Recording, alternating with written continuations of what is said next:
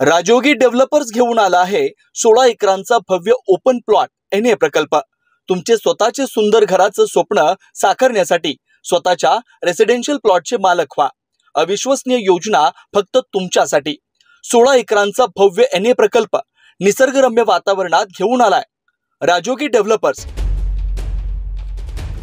अवैध वाळू उपशामध्ये आणखी एका तरुणाचा बळी। गुरुवारपासून बेपत्ता असलेल्या तरुणाचा काल चळेगावच्या हद्दीत सडलेल्या अवस्थेत मृतदेह सापडला। निखिल धनंजय माने वय 19 राहणार लक्ष्मीनगर गजानन महाराज मठामाग पंढरपूर असं मृत तरुणाचं नाव आहे। निखिल हा मागील अनेक दिवसांपासून अवैध वाळू उपशामध्ये मजूर म्हणून कार्यरत होता। तो गुरुवारी सायंकाळी 7 वाजण्याच्या सुमारास त्याचा एक मित्र जो अवैध वाळू उपसा करतो त्याने घरातून त्याला त्याच्या दुचाकीवर बसवून नेला।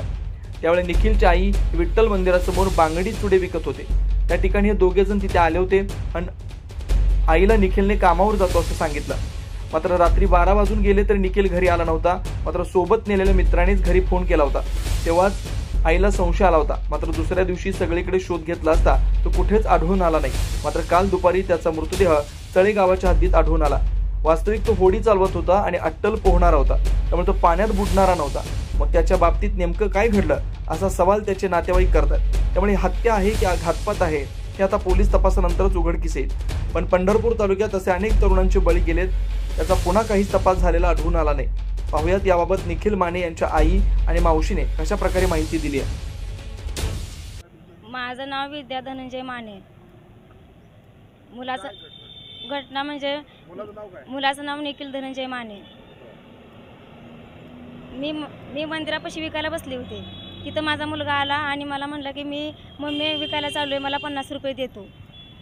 आणि पिल्या तो न्यायला आला होता त्याला गाडीवर, निळ्या गाडीवर। मग त्याला 50 रुपये मी दिले आणि म्हणला मी कामाला चालू त्याच्याबरोबर। तो गेला, ती परत रिटर्न वाळूचं काम करत होता। वाळूला म्हणून त्याने घेऊन गेला कामाला चल वाळूचं काम करायचं आहे चल म्हणून त्याला घेऊन गेला। आणि मी संध्याकाळी त्याने 7:30 वाजता आरतीच्या वेळेस घेऊन गेला। ती परत ती माघारी घेऊनच आला नाही। मग गुरुवारी संध्याकाळी 7:30 वाजता ती घेऊन गेला। 7:30 वाजल्यानंतर तो माझा मुलगा घरी आलेलाच नाही।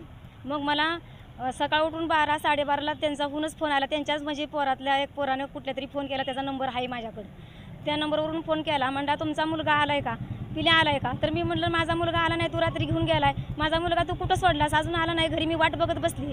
तर रात्री सांगोल चौकात मी 1 वाजता आणून सोडले। म्हणला तुमच्या मुलाला घरी कसा नाही आला? मी म्हणलं नाही आला घरी माझा मुलगा तो आणून दे म्हणून मी त्याला खवळले।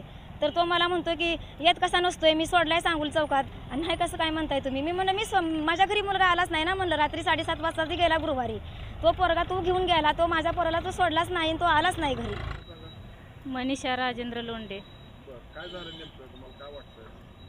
त्याला नेलं, बहीण सांगते नेलं त्याला, म्हणजे गुरुवारी संध्याकाळी नेलं। काय झालं? त्याला म्हणजे यायची, त्याला हाणून मारून जबरदस्तीने घेऊन जायची। कधीची गोष्ट ही? गुरुवारीच त्याला घेऊन गेली। ह्याच्या अगोदर बी त्याला ती नाही जर गेला तर ती पोरं त्याला हाण मार करून घेऊन जायची। ते नको जर म्हणलं तर ती घेऊनच जायचं। पोरं अशी त्याला करत होती ती, मग त्या भीतीनं ती पोरगं जायचं त्यांच्या संग। आता काय दिसतं मला आलं? त्याला नेऊन मारून त्याला टाकलं बघा पाण्यात। हां, दुसरं काय नाही।